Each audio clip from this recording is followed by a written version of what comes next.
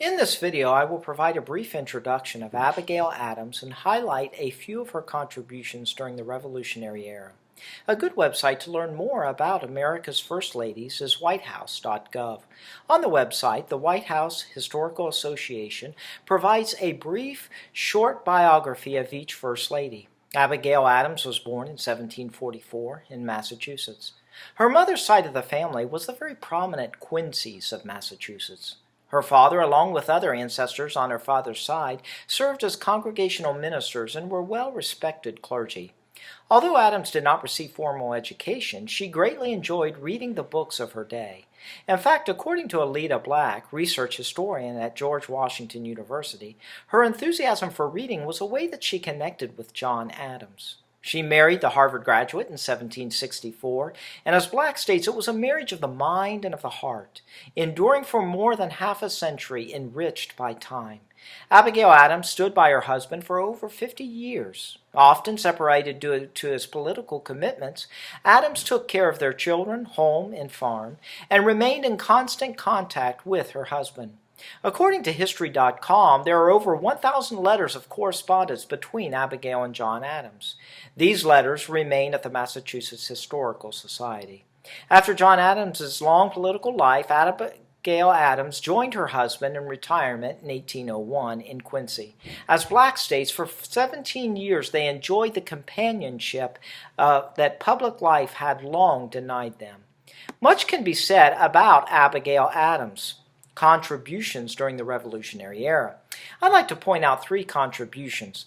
First, Adams was the most important advisor to her husband.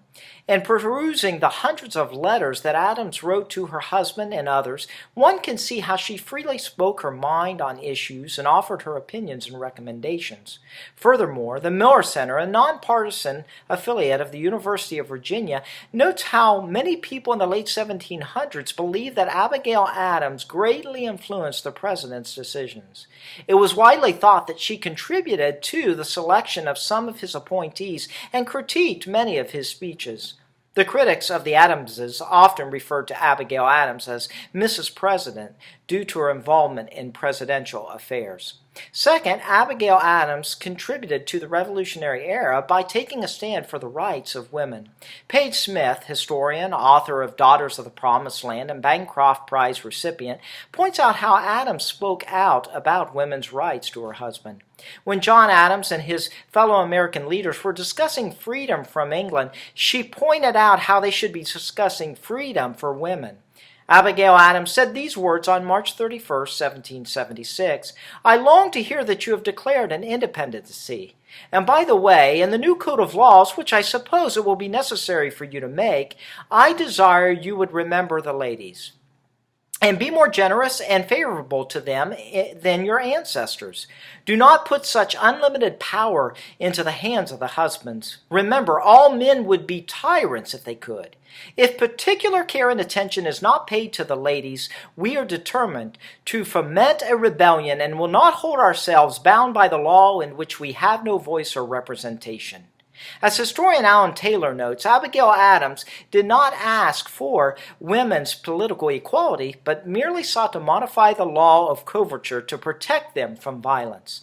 Finally, Abigail Adams contributed to the Revolutionary Era by opposing slavery.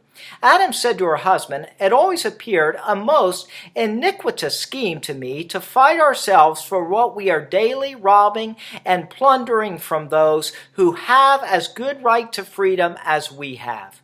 John and Abigail Adams both lived out their anti-slavery sentiments by not only refusing to own any slaves, but actively speaking out against the practice.